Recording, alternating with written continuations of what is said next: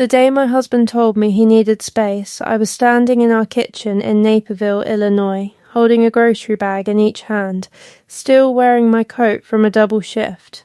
He didn't look up from his phone when he said it. Just, "I think we need space, Mara. I've been feeling suffocated." And just like that, 11 years disappeared into the linoleum. What he didn't know, what he couldn't have known, was that 3 weeks earlier, I had quietly moved $47,000 into an account he had no idea existed. Not to hurt him, not yet, but because something in me had already started paying attention. Welcome back to Frontline Retribution, the channel for quiet people who get pushed 1 inch too far, and the moment the truth finally walks through the front door. If you've ever been the one who showed up when nobody was watching, this story is for you. Drop a comment and be sure to subscribe. My name is Mara Hendricks. I was 38 years old when this happened. I'd been a licensed practical nurse at Edward Elmhurst Hospital for going on 9 years, working rotating shifts that left me exhausted in ways I couldn't always explain to people who kept normal hours. My husband Derek was a project coordinator for a mid-sized construction firm out of Liley. Steady income, flexible schedule, home most afternoons by 4. We had a 3-bedroom house on Brookdale Drive that we'd bought in 2016, a joint checking account, a joint savings account, and what I had believed for a very long time was a joint life. We didn't have kids. That was a conversation we'd had and tabled and had again more times than I could count. Derek always said he wasn't ready. I always said okay. I kept saying okay. That was the first thing I gave up that nobody ever counted.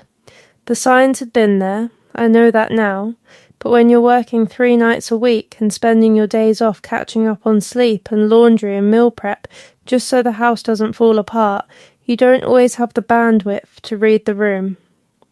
Derek started going to the gym in the evenings. That was fine, I'd actually encouraged it 2 years earlier when he'd mentioned wanting to be more active. But somewhere around March, the gym became a 3-hour event. He'd come home smelling like a different soap. I noticed. I filed it away. He started being more careful with his phone. Not dramatic about it, he didn't flip it face down or leave the room to take calls. He was subtler than that. He'd just angle it slightly away when I walked by. A small adjustment, the kind of thing you could convince yourself you imagined. In April, he told me he was going on a weekend work trip to Peoria. I worked that Saturday. Sunday morning, I made eggs and left his portion in the fridge with a sticky note like I always did. He texted me once the whole weekend, said the signal was bad. I didn't say anything. Looking back, that should have been my warning. The thing about being a nurse is that you get very good at noticing things other people miss. Subtle changes, a shift in baseline, the way someone's breathing tells you something is wrong before any monitor does. I had been applying that skill to patients for 9 years. I had not been applying it to my own house. But in May, something made me start paying attention in a different way. I came home from a night shift on a Thursday morning and found Derek's laptop open on the kitchen table. He was in the shower. I wasn't looking for anything. I was just going to close it so I could set my coffee mug down, but the screen was open to his email. And the name I saw in the subject line "Can't Stop Thinking About Last Weekend" was not a work contact. I didn't open it. I closed the laptop. I made my coffee.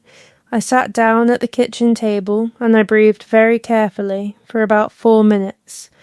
Then I went upstairs, told Derek I was going to sleep, and kissed him on the cheek like I always did. I still think about what happened after that. Here's the thing nobody tells you about discovering something like that. The first feeling isn't rage. It isn't even sadness. It's clarity. This terrible ice-cold clarity that starts reorganizing everything you thought you understood.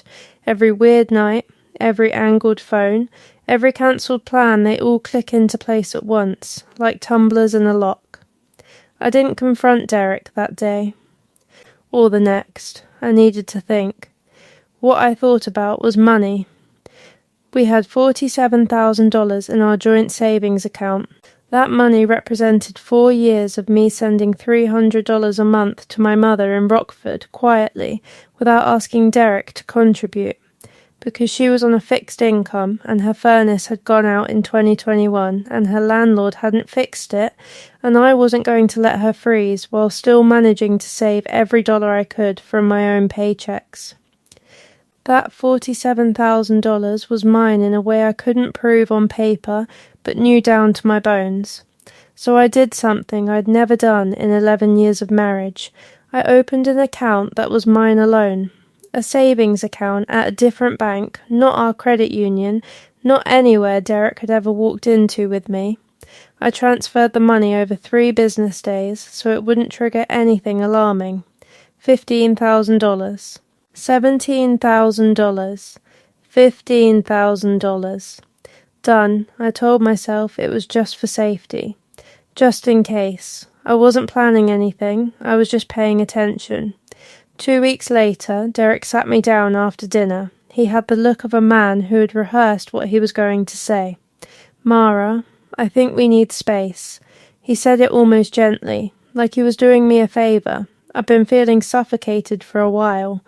I think we both need room to figure out who we are. I asked him if there was someone else. He said no. He said it without blinking. I just need time, he said. I think we should take a break. Maybe a few months. He had already talked to his brother in Schaumburg. He was going to stay there for a while. He said it like he'd been planning this for weeks. He had. I sat very still. I nodded. I said, "Okay, Derek, if that's what you need." He looked almost disappointed that I didn't cry. He left on a Saturday morning, took 2 suitcases and his guitar and the good coffee maker. I stood in the doorway and watched him load his car, and I did not say a single thing I was thinking. What came next, I wasn't ready for. The silence in that house was different from any silence I'd known. Not peaceful. Not empty, exactly. It was the silence of a life that had been restructured without your input. I kept working my shifts. I had to. The mortgage on Brookdale Drive was $1,840 a month. Derek had been covering $900 of that. Now it was all mine, plus utilities, plus the $300 I kept sending to my mother in Rockford. Because I wasn't going to stop that just because my own life was falling apart. I started eating differently. Not on purpose, it was just that cooking felt enormous when it was only for me. I ate a lot of cereal. I ate a lot of the pre-packaged soup from the break room vending machine at the hospital. I lost 8 pounds in 6 weeks, and my charge nurse asked if I was okay, and I said I was fine. I was not fine. The nights were the worst part. I'd worked nights for so long that my sleep was already fragmented, already stitched together in pieces. But before, even when Derek was asleep by the time I got home, there was a shape in the bed. There was evidence of another person existing in the house. Now there was just the bed, just me, and a phone that wasn't ringing. My sister called once. She lives in Indianapolis and we're not close, but she'd heard through my mother that Derek had moved out. She said, "Mara, you've always done everything for everybody. When are you going to let someone take care of you?" I told her I appreciated the call. I got off the phone and sat on the bathroom floor for a while. I checked our joint checking account one evening and saw that Derek had already started splitting his direct deposit, sending only half to our shared account, paying his share of the mortgage and nothing else. He had adjusted quickly. He was already living a different life. I thought about the $47,000. I thought about it every day, and I wondered what he thought had happened to it. It was a Tuesday in August, 6 weeks after Derek left, when I got a text from a number I didn't recognize. It said, "Hey, are you Mara, Derek's wife? I think we need to talk." Her name was Gina. She was 32. She lived in Downers Grove and she worked at the same company as Derek, not in his department, but she knew him. She said she'd been seeing him since February. She said she'd believed him when he said he was separated. She found out 2 weeks ago that he wasn't. We met for coffee at a Panera off Route 59. She was younger than I expected and angrier than I expected, and I liked her immediately. She showed me the texts on her phone. She showed me the reservation confirmation for a hotel in Peoria from April. I showed her a picture of the sticky note I'd left in the fridge that Sunday morning. We sat there for 2 hours. At the time, I didn't understand why she reached out to me. I do now. She needed a witness. So did I. I called a family law attorney in Wheaton the following week. Her name was Patricia Ellsworth, and she had the calm, efficient manner of someone who had heard every version of this story and still took each one seriously. I laid everything out. The timeline, the Peoria trip, the text Gina had shown me, the savings account. Patricia looked at my documentation and said, "You were smart to protect those assets." She said Illinois was an equitable distribution state, not a 50-50 state, and that marital contributions, financial behavior during the marriage, and economic misconduct could all factor into how assets were divided. She said the $47,000 was something we could work with. I had not thought of it as a weapon, but I was starting to. Derek called me in September. He said he'd been doing a lot of thinking. He said he was sorry for how he'd handled things. He said he thought maybe they'd moved too fast and he missed home. He asked if we could talk about getting back together. I asked him if he was still seeing Gina. He paused just a half second too long. "That's over," he said. I told him I needed time to think. I said it almost gently, like I was doing him a favour. What Derek discovered through the divorce proceedings that I filed in October was that the joint savings account had $47,000 in it as of May 14th, and $212.47 as of May 17th. That the balance had been transferred to an individual account in my name alone, prior to any separation agreement, prior to any legal action. His attorney made noise about it.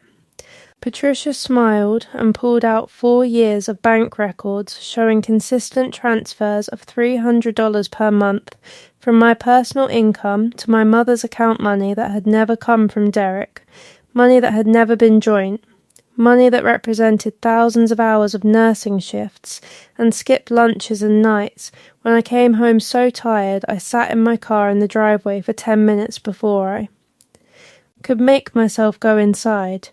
She also pulled up the hotel receipt from Peoria, and the texts Gina had given me, with her written statement attached.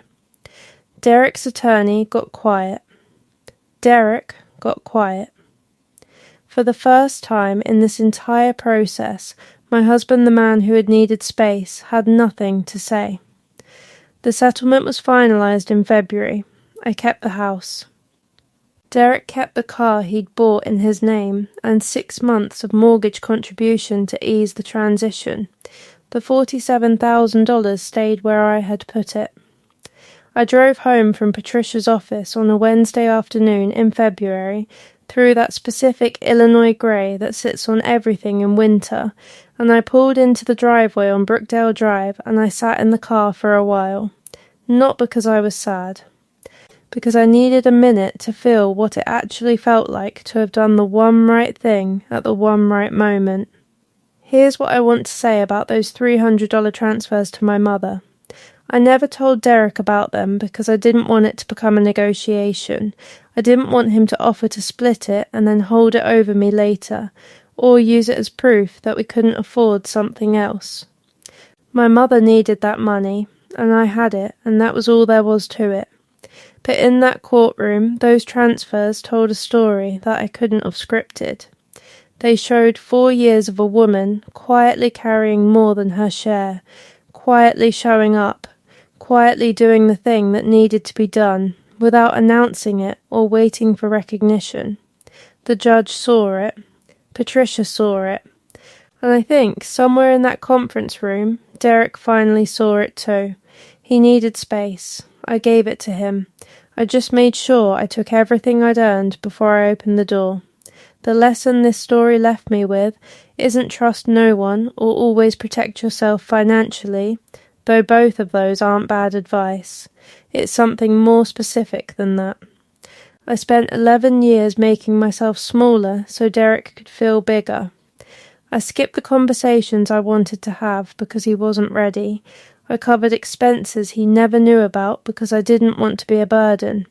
I worked the hard shifts and ate the bad vending machine soup and sent money to my mother and never once said, "Look at everything I'm doing over here."